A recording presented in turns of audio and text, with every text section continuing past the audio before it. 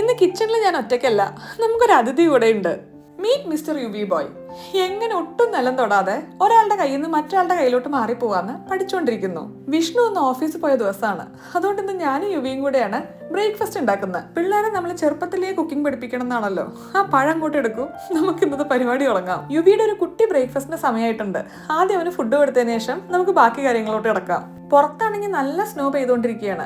അതൊക്കെ കാണിച്ച് ചെറിയ കഥയും പറഞ്ഞ ഒരു കസാര ഇട്ട് കുറച്ചേരം ഇവിടെ ഇരുത്താൻ പറ്റുമോ നോക്കാം. ആ ഇരിപ്പും ആവേശവും കണ്ട് അങ്ങനെ ഒരുപാട് നേരം ഇരിക്കും തോന്നുന്നില്ല. അതുകൊണ്ട് നമുക്ക് പടച്ചട്ടയൊക്കെ കെട്ടിയൊന്ന് റെഡി ആവാട്ടോ. കിട്ടിയ ഒരു 5 മിനിറ്റില് നമുക്കുള്ളൊരു ബ്രേക്ക്ഫാസ്റ്റ് ഉണ്ടാക്കാം. ഇന്ന് നമുക്കൊരു ബനാന ടോസ്റ്റ് ആണ്. എനിക്ക് പഴത്തിൽ ഇങ്ങനത്തെ കുത്തുകൾ കഴിക്കാൻ ഒരു മാനസിക ബുദ്ധിമുട്ടാണ്. നിങ്ങൾക്ക് ആ പ്രശ്നമുണ്ടോ? പഴം ഇനി ചെറിയ കഷ്ണങ്ങളാക്കി മുറിച്ച് നമുക്കൊന്ന് എയർ ഫ്രൈ ചെയ്യണം. ആഹാ, ദേ എണീറ്റ് വന്നിരിക്കുന്നു എന്റെ മോൻ. നാട്ടിലൊന്ന് പോയി വന്നതിന് ശേഷം ഇങ്ങനെയാ, എപ്പോഴും ആരുടെങ്കിലും കയ്യിലിരിക്കണം. സ്ഥലവും ആൾക്കാരും മാറിയതൊക്കെ ഞാൻ പറഞ്ഞു മനസ്സിലാക്കാൻ ശ്രമിക്കുന്നുണ്ടെങ്കിലും മുഴുവൻ അങ്ങോട്ട് ഏൽക്കുന്നില്ല. കാര്യം ഇങ്ങനെയൊക്കെ ആണെങ്കിലും സ്റ്റിൽ ഐ ലവ് യു കേട്ടോ. പ്രാരാരാപത്തിന്റെ ഇടയിൽ നമ്മൾ പറഞ്ഞു വന്ന കാര്യം മറന്നു. നമ്മൾ പഴം മുറിച്ച് 8 മിനിറ്റ് എയർ ഫ്രൈ ചെയ്യാൻ വെച്ചിട്ടുണ്ട്.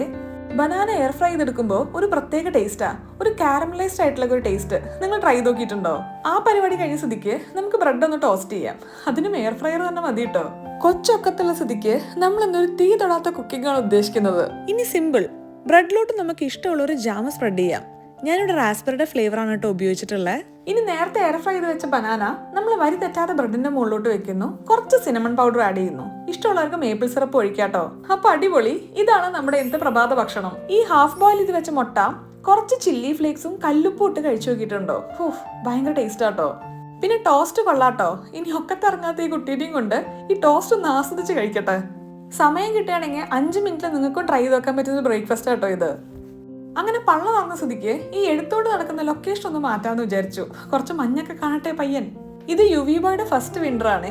എന്തായാലും ഫസ്റ്റ് വിന്റർ അടിപൊളിയായിട്ടുണ്ട്. ഇത്രയും മഞ്ഞ് കഴിഞ്ഞൊരു 10-20 വർഷമായിട്ട് നെതർലാൻഡ്സ് കണ്ടിട്ടില്ല എന്നാണ് എല്ലാവരും പറയുന്നത്.